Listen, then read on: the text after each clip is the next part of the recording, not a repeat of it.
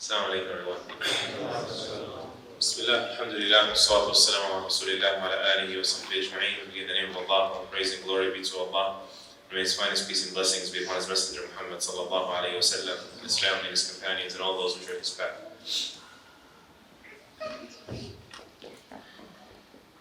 You know, Ibn al-Qayyim rahimahullah, he speaks about just,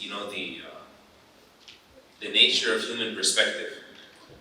And he says that if you really want to understand something as it is, you can't be too far from it, nor too close to it. It is only the people that were inside, let's say for example, a certain lifestyle, right, and then stepped away from it, that are truly able to size it up. You know, like someone who was praying and then may Allah forbid they interrupted their commitment to prayer, or someone, may Allah forbid, who was in the party life and then Allah guided them away from that.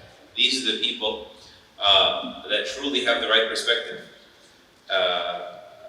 And he cites to that effect that this is why Umar ibn Khattab radiallahu anhu used to say, تُنْقَضْ عُرَى الْإِسْلَامِ عُرْوَةً عُرْوَةً إِذَا وُلِدَ فِي الْإِسْلَامِ مَنْ لَا يَعْرِفُ الْجَاهِلِيَّةِ. That Islam will slowly unravel, one bit at a time, once there is born into Islam those who do not know the age of, the pre-Islamic culture of ignorance or ignorant culture. And he says, rahimahullah ibn Qayyim, and he says that is why some of the children of the Sahaba, as great as they were, they never reached the level of their parents because they were born into Islam. It is a blessing from one angle, but also you should look for the potential downside of such a reality to compensate for it. So without taking this too far, I went through a similar experience once when someone that I was speaking to or just connected with, he was already ready, he was ripe to become Muslim. So I met him, he just took his shahada. I just mentioned this story to the youth in the other room. And he was a little bit nervous about how Muslims would treat him if he comes to the masjid, he makes a mistake in prayer. And so I had to sort of pull a fast one on him to trick him into coming into the masjid. I caught him off guard and it was Isha Iqamah time. So I prayed Isha and I told him, don't feel worried, you can just sit in the back and watch, at your comfort, one step at a time. So after the salah, I told him, how was it? How was your experience? He said, it was unbelievable. First time in my life to feel what worship actually means. Mind you, he said he was always spiritual, he was like a Christian of sorts before Islam.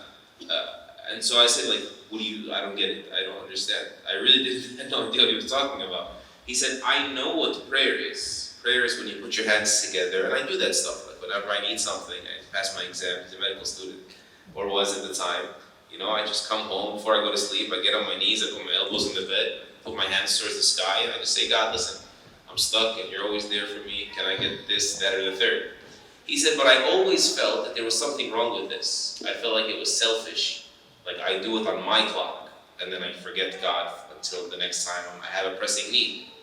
He said, and even if it were, aside from the selfishness issue, I also felt unsure. Is this the right way to do it? Or should I spread my finger? How to do it? He said, but this is exactly how he said it to me. He said, but you guys, you Muslims, you know exactly the procedure that pleases your God. He said procedure. He's a medical student, surgical. Allah hafina wa iyyakum. And so I said to him, I swear to you, I've never looked at my prayer like that before. First time to think about it like that. That we are actually so privileged. I think of now, even though I don't want to extend this khatira, Bakr ibn Abdullah al-Muzani rahimahullah used to say, Man mithluka ibn Adam, khulliya baynaka wa bayna al-ma'i wal-mihrab. Who is like you, O son of Adam? You were left alone, meaning at your leisure, between your water, you go make wudu whenever you like, and your mihrab, and you just enter upon Allah whenever. We actually know how to enter upon Allah. Our Prophet ﷺ taught us that. He showed it to us. Had he not, we would never have known it. And so, sometimes you step back. They say, make sure you renew your marriage every once in a while, because human nature. you take things for granted and things do get rusty. Likewise, renew your perspective on salah. Revisit those ahadith in Riyadh al-Salihin. Renew your perspective on salah. Change the dua that you say, so that with this renewed perspective, you can have a renewed experience. May Allah subhanahu wa ta'ala help us and you stand before Him in the most proper way and make the very best day that we stand before Him, the day that we meet Him subhanahu wa ta'ala. Sallallahu alaihi wa sallam wa baraka ala nabiyyina Muhammad wa ala alihi wa sahbihi ajma'in.